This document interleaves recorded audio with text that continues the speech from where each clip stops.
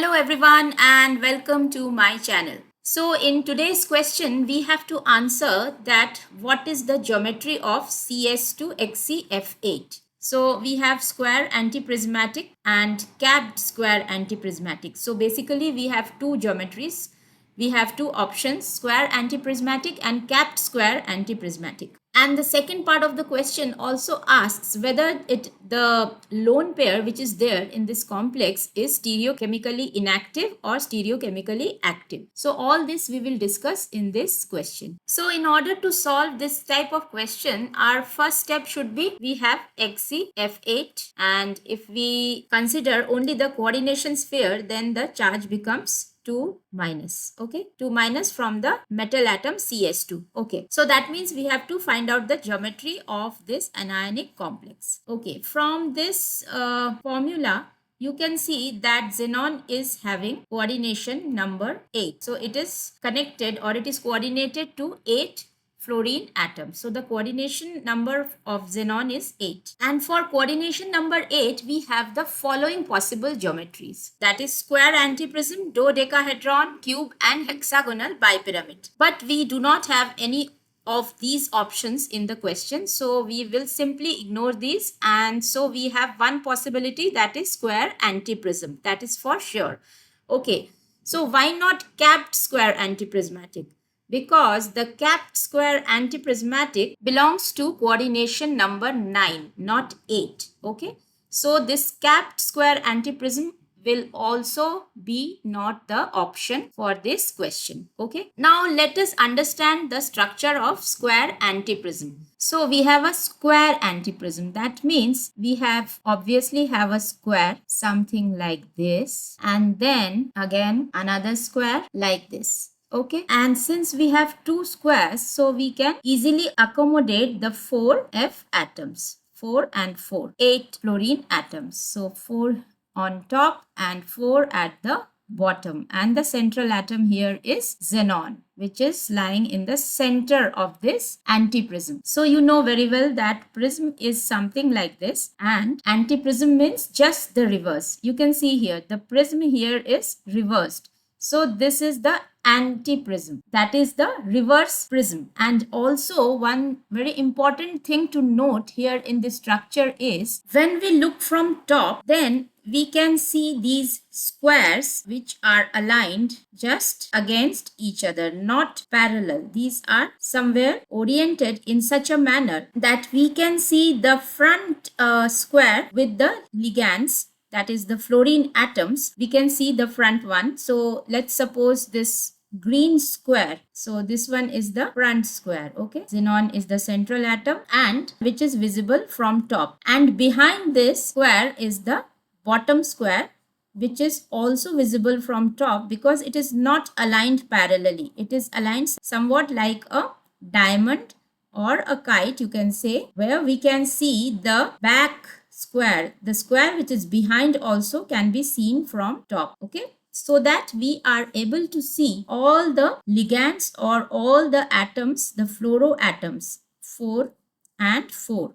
All the fluoroatoms we can see from top because of the orientation of these squares which are a part of that antiprism structure. So this is how this square antiprism looks from top. So this is the top view where all the 8 fluorine atoms can be visible. Okay, and the squares are oriented in such a manner that they are lying somewhat not parallel, not obscuring each other, but they are lying in such a manner that one is like a square and the bottom one is like a diamond shape. So this is the top view of a square antiprism. So I hope you understood this structure, that the central atom is xenon and all the squares of these two antiprisms are occupied by the fluorine atom. Now coming to the next part of the question. So the next part asks us that whether these lone pairs which are present in this complex are stereochemically active or inactive. So what do we mean by that? So stereochemically active means that particular lone pair participates in distorting the shape or the geometry of the molecule. while stereochemically inactive means that particular lone pair does not participate in distorting the molecule. So in VSEPR theory, you must have learned that what is the effect of a lone pair bond pair repulsion, and like if it attains a perfect bond pair condition and the geometry is perfect, it has a parent geometry, then there is no distortion. But due to the presence of a lone pair, if there is lone pair, then it will distort the geometry from its regular or the parental geometry. So this is the meaning of stereochemical activation or inactivation. The lone pair is stereochemically active means it will distort the regular geometry of that particular molecule, and if it is stereochemically inactive, then it will not get involved in distorting the geometry of the molecule. Now, if we apply VSEPR theory to this complex, then what we have? So we can calculate the total number of electron pairs. Okay. So xenon has a valence number of electrons equal to 8. There are 8 fluorine atoms. So each fluorine atom contributes to 1 electron. So 8 into 1 is again 8. Okay. And then we have additional 2 negative charges. So that also adds up. And then we divide this entire thing by 2. And we get what? We get 9 electron pairs. Okay. So we are dividing it by 2 to get the electron pairs. So total electron pairs are 9 here. And from the structure, we can see there are how many bond pairs? So we have bond pairs equal to 8 because 8 fluorine atoms are coordinated to the xenon. Okay, so bond pairs 8. And what are the number of lone pairs? So 9 minus 8, that is total number of electron pairs minus the bond pair, that becomes 1 lone pair. Okay, so according to VSEPR theory, we have 1 lone pair. Okay, and this lone pair should distort the perfect square antiprism geometry, which is arising from the coordination number 8.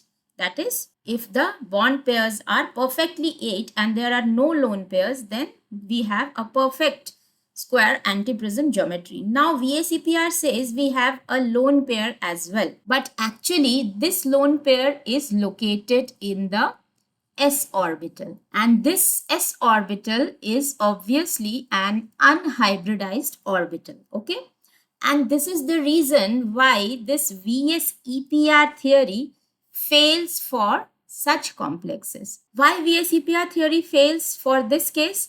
Because according to VSEPR, we just saw that we have 9 total electron pairs and 8 bond pairs. That means we have a lone pair. So VSEPR theory says that for XeF8 2-, we have a lone pair, which is not contributing actually to the distortion of the geometry. And if it is not contributing to the distortion of the geometry, then that means this lone pair calculation is invalid for XeF8 2-. Okay, and if we do not apply VSEPR, then how many total number of electrons we have? So 8 valence electrons from xenon and 8 electrons from fluorine, from 8 fluorine atoms. Now divide by 2 because we have not added the negative charge because we are not considering the lone pair of electrons, and then we have 8 number of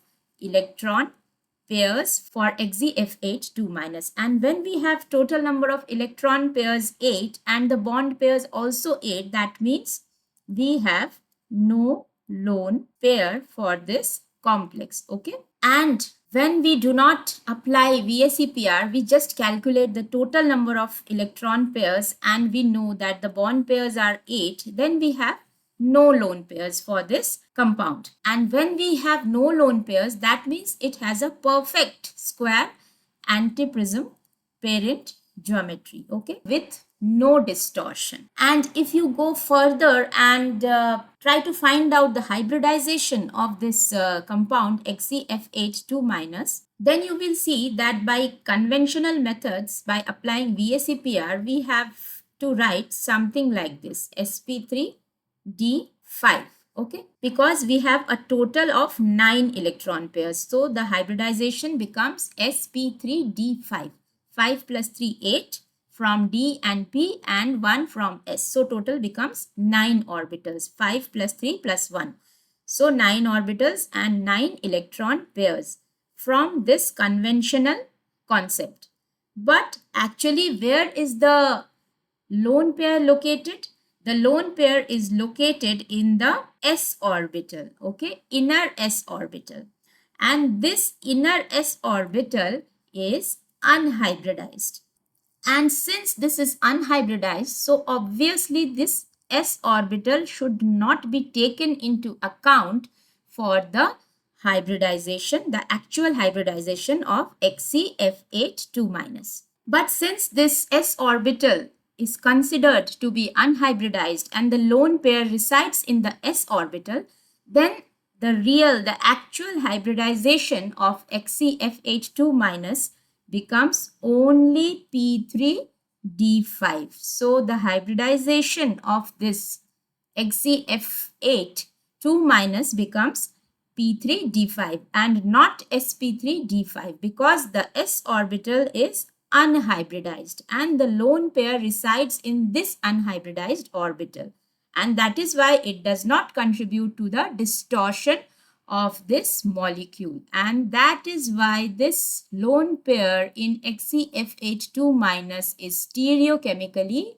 inactive. So going back to the question, we have this option 1 where we have square antiprismatic with stereochemically inactive lone pair, and this is our correct answer, the correct option for this question. Additionally, also I want to have a quick recap of the reason why certain lone pairs are stereochemically inactive. If you have gone across through the various cases in the geometry and shapes of the molecule. So there are mainly two conditions when the lone pairs are stereochemically inactive. Number one is when the central atom is heavy, okay? And the second is when the surrounding atoms are in large numbers. Okay, like you can see, I have indicated in this blue circle, light blue circle. So let us suppose this is the central atom and we have the surrounding atoms in red. Okay, now you can see in these three cases, in the first case, we have only 4 surrounding atoms. In the second case, we have only 5 surrounding atoms, and gradually the number of surrounding atoms, they increase. And when these surrounding atoms increase, then the lone pair has no space, right? So it becomes very crowded. And because of this crowded structure, the lone pair and bond pair repulsions are very high. Okay, and that is why the molecule, in order to gain stability, the lone pairs are shifted in the inner orbitals. That is, the lone pairs are no more a part of the hybridized orbitals. So due to the presence of the central atom, which is heavy, and the large number of surrounding atoms, the molecule or the complex has no option than to pack in a very symmetrical manner. Okay, and therefore there is no space for the lone pair to accommodate there.